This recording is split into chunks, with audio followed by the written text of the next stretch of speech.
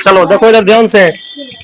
आज की क्लास में क्लास 10 संस्कृत चैप्टर नंबर 2 का चैप्टर का नाम है पाटलिपुत्र वैभवम। 5 मिनट सुन लो, सारा क्वेश्चन क्लियर हो जाएगा। पहला पूछा जाएगा पाटलिपुत्र वैभवम पाठ में किसका वर्णन किया गया है? तो पटना का। पटना का ही पुराना नाम क्या है? पाटलिपुत्र। पूछा जाएगा क्या कहते हैं कि पटना किसका राजधानी है? तो बिहार का। और बाद पटना कौन नदी के किनारे है? तो गंगा नदी। पूछा जाएगा पटना गंगा ने पूछा जाएगा कि पटना के किस दिशा में गंगा नदी बहती है? तो उत्तर दिशा में। पूछा जाएगा महात्मा गांधी सेतु पुल कहाँ है? पटना। फिर पूछा जाएगा कि महात्मा गांधी सेतु पुल जो है किस नदी पर है? गंगा नदी पर। पूछा जाएगा पटना का इतिहास कितना पुराना है? 2500 वर्ष पुराना। और बाद पूछा जाएगा कि मेगास्थनीज कौन थे? इन्हों के राजदूत। इन्हों के राजदूत। पूछा जाएगा कि मेगास्थनीज किसके समय में पटना आए थे? चंद्रगुप्त मौर्य। चंद्रगुप्त मौर्य के समय। फिर पूछा जाएगा किताब का नाम है इंडिका। इंडिका के लेखक कौन है? मेगास्थनीज। इंडिका के लेखक मेगास्थनीज। पूछा जाएगा यूनान के राजदूत मेगास्थनीज। मेगास्थनीज किसके समय में आया था? चंद्रगुप्त मौर्य। चंद्रगुप्त मौर्य। और बाद पूछा जाएगा कुटुन्नीम ताक्य एगो किताब है। कुटुन्नीम ताक्य पुस्तक के लेखक कौन है? दामोदर गुप्त। दामोदर गुप्त।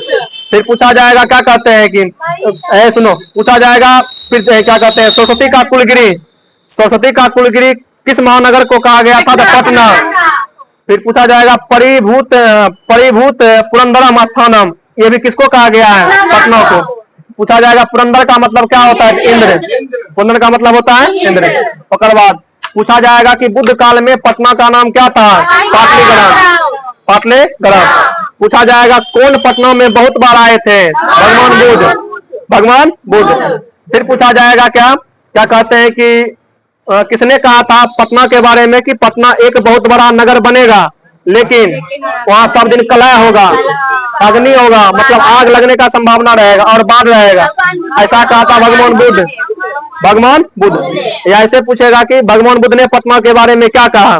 लिखना है कि भगवान बुद्ध ने पटना के बारे में कहा कि पटना भविष्य में बहुत बड़ा महानगर बनेगा, लेकिन कलह, अग्नि और बाढ़ से हमेशा पीड़ित रहेगा। यानी कि वहां कलह होते रहेगा, अग्नि भी होते रहेगा और बाढ़ होने की संभावना बना रहेगा। और बात सुनो, पाटलिग्राम से बाद में क्या बना? पाटलिपुत्र। पाटलिग्राम से बना पाटलिपुत्र। उसके बाद मौर्य वंश के जो संस्थापक थे उसका नाम था चंद्रगुप्त मौर्य। चंद्रगुप्त मौर्य। पूछा जाएगा किसके समय में पटना का रक्षा व्यवस्था अति उत्कृष्ट था? तो चंद्रगुप्त मौर्य।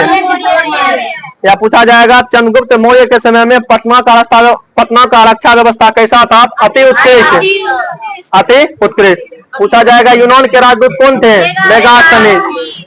इंडिका पुस्तक के लेखक कौन थे? मेगास्थनीज। उसके बाद आता है एक और कवि का नाम, जिसका नाम क्या है? राजशेखर।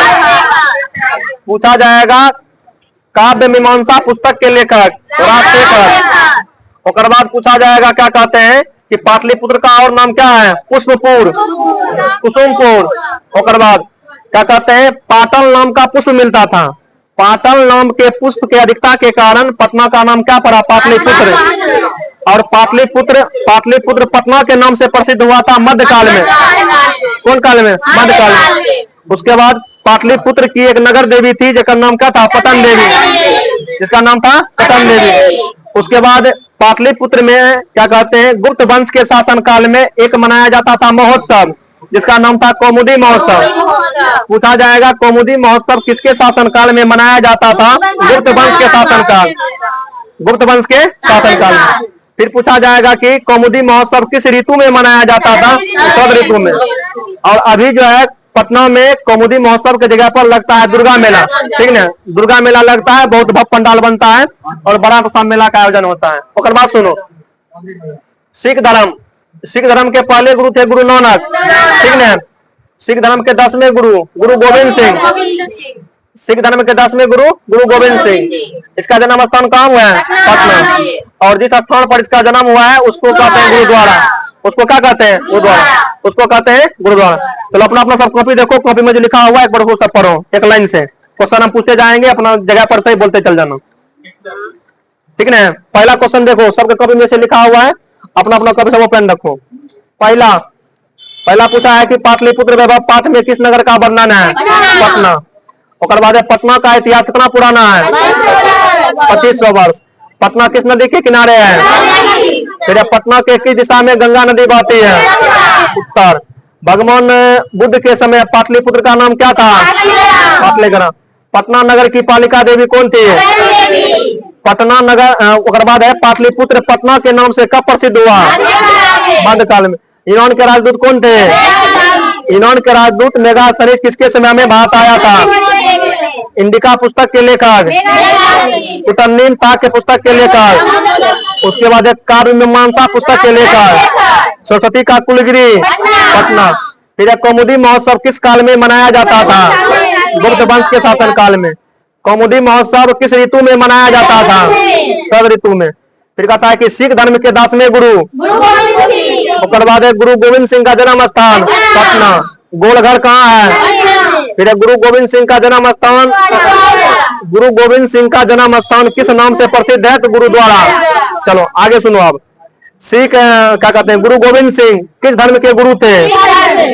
और बाद पाटलिपुत्र किस राज्य की राजधानी है? उसके बाद पटना में हमेशा युद्ध, आग और बाढ़ का भय बना रहेगा, ऐसा किसने कहा था? भगवान। इतना को पढ़ लेगा सारा क्वेश्चन कंप्लीट हो जाएगा बस।